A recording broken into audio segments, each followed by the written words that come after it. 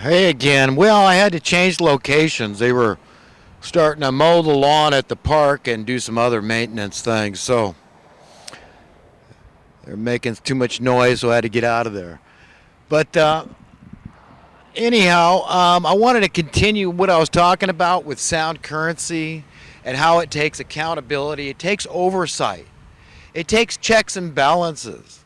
But it's actually the natural direction that money should go. If humanity, if a society, if civilization, a community is making social economic progress, and remember these two are inseparable, social economic, it's the way you always hear it together so often. These things play an integral role in overall societal contentment. But the natural direction your currency should go is up if we are making any progress.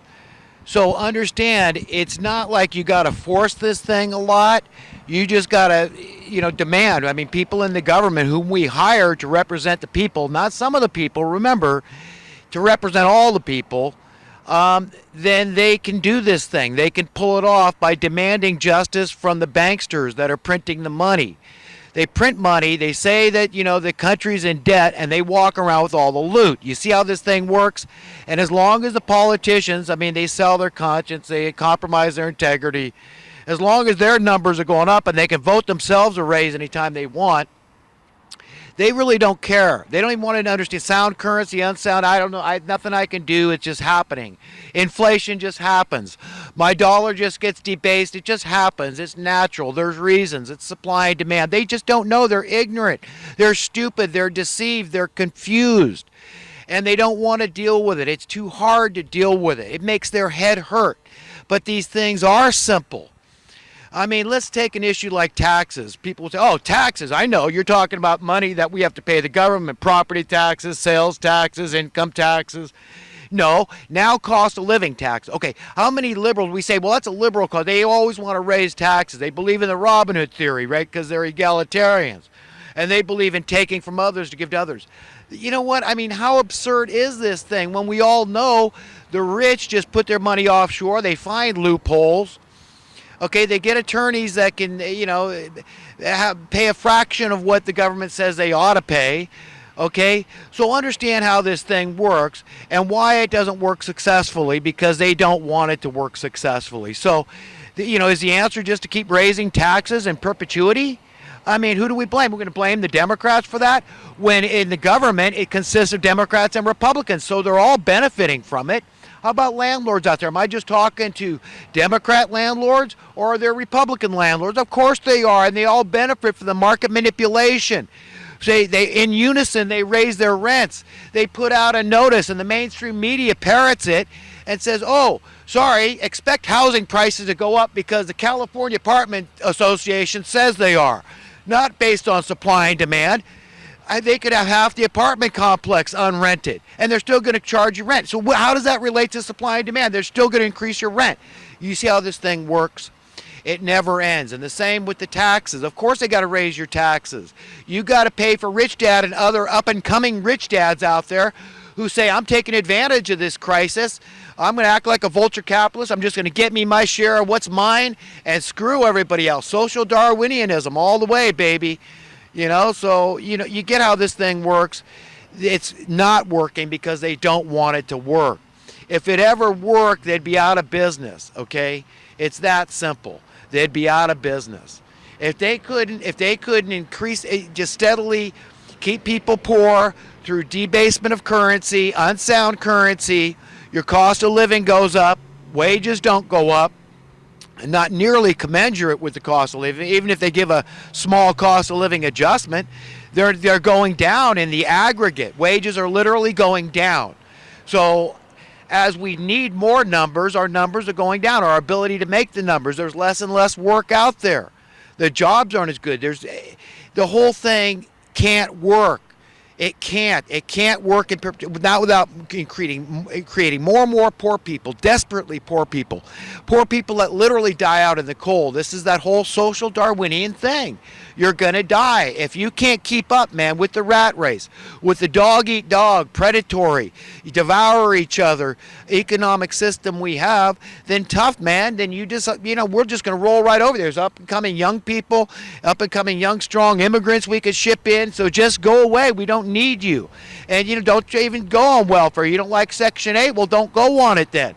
Remember, that money goes in the pockets of the landlords. It exacerbates the problem by subsidizing the industry. Okay, it just goes on and on and on. So now there's no interest in fixing the problems. The problems are etched in stone, like I talked about earlier.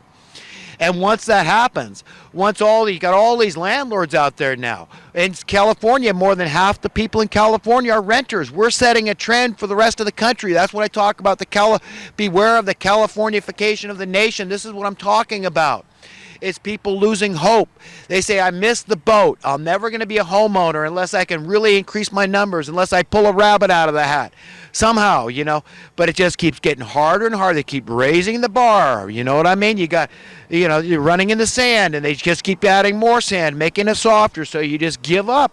Just give up. Social Darwinianism. You died. You're by the wayside. They're rolling over you. You understand?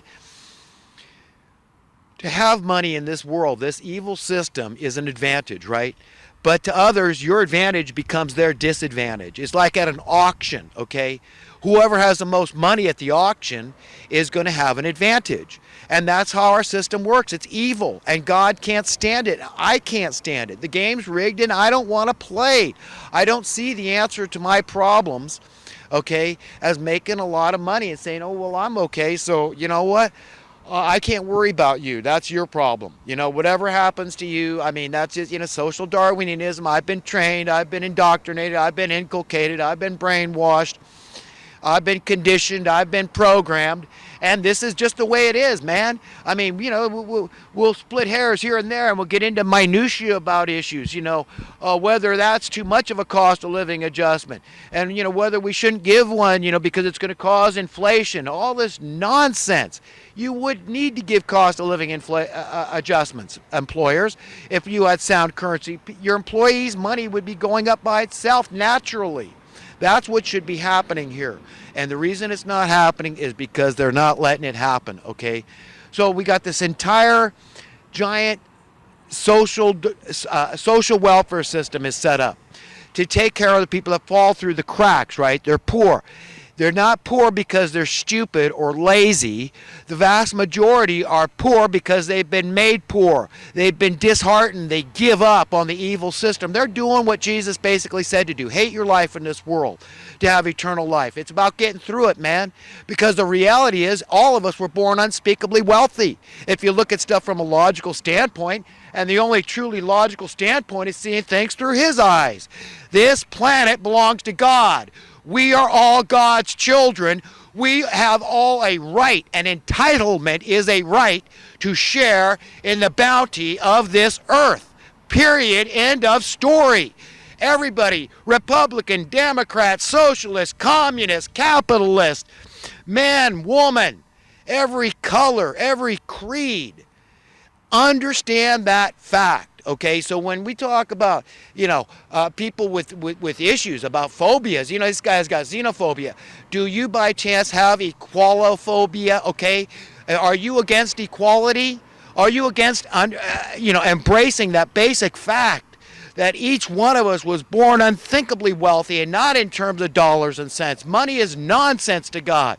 It's an invention of men to oppress other men, to have that advantage over them, to trick them and deceive them. It's like sorcery. That's what's going on here, and everybody's got to get it through their head. I'm not the crazy one.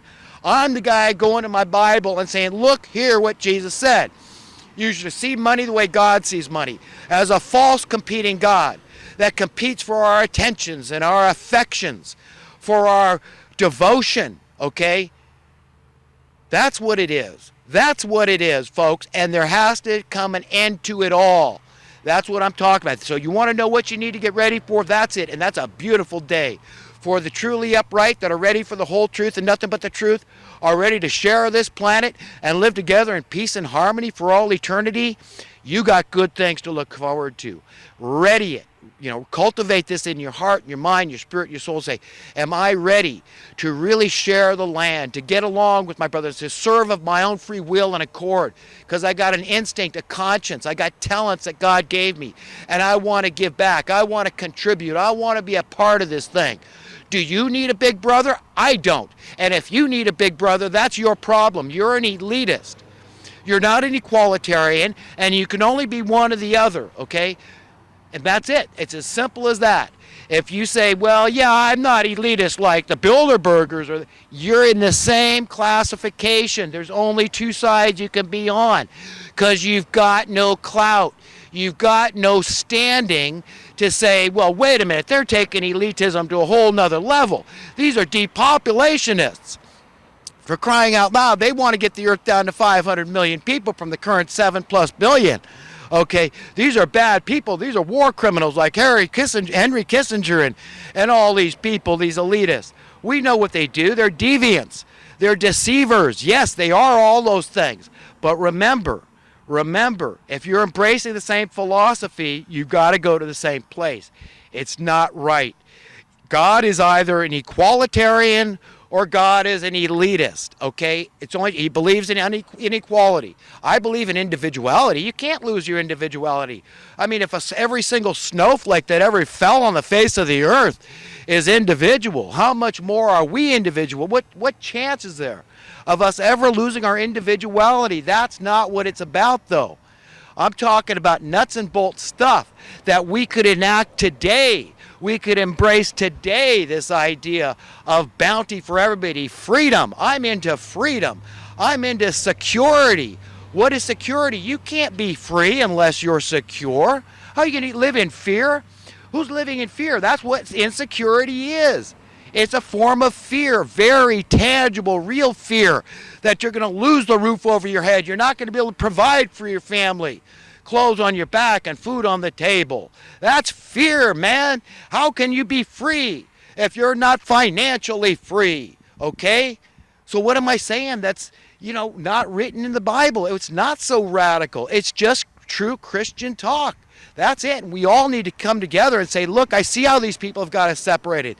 They got us believing that we've got to prescribe to all these subjective terms that we don't even understand half the time. What is freedom? Tell me, what is it? What is security? What is it? To talk about it. What are the ideas that the conservatives have to get us out of to close the wealth disparity, to get it going the other direction? Because they all are always expounding how bad it is. The wealth disparity keeps growing. The poor just keep getting poor. Well, what are their answers? What are their answers to changing that? Do they talk about sound currency? Very few. Only guys like Ron Paul or Rand Paul bring it up at all, sound currency. If your currency is sound, if there's checks and balances by we the people have to oversee it. All these banksters have to be accountable to us to make sure it stays in one steady direction. Increasing worth, increasing worth, increasing worth. Why does it increase in worth? Because as your cost of living falls, according to law of supply and demand, that's what happens in a free market economy. That's progress. Your cost of living goes down. Your burden goes down. Your need for numbers goes up. So that means the worth of your currency goes up. It's no longer worth $1. It's worth $2 next year. And the following year, it's worth $5. And the following year, it's worth 10. And on in that theme until we're all so damn prosperous that, you know what? That's the way it's supposed to be. We're free. The money lovers, the money masters have no more hold on humanity, and that's the only way we could ever extricate ourselves from this gradually, incrementally, and eventually, okay, is through sound money. Other than that, it's the return of Jesus. That's it. The only thing that any of us have to look forward to, all the upright that hunger and thirst for righteousness on the earth, okay, the only thing we have to look forward to is God putting his foot down and saying the party's over, okay? Because God's got their number. He knows the people that need to go down. And they're going down as I speak because truth keeps growing through knowledge and wisdom and learning. You can't stop it. It's inertia, it's momentum, it's the snowball effect. It's the light of truth that's dawning. God made up his mind. He says, no, I have decided. I gave my only begotten Son, and he paid the price for us, and he's going to follow through. God can't lie. He paid the ransom for us. And this earth is going to be renewed, and the righteous will inherit it, the meek. Those that are found worthy and deserving get it all, because we're trustworthy. We say we don't need a big brother except for Jesus Christ. That still, small, quiet voice that's always disciplining us in such a perfect, gentle way.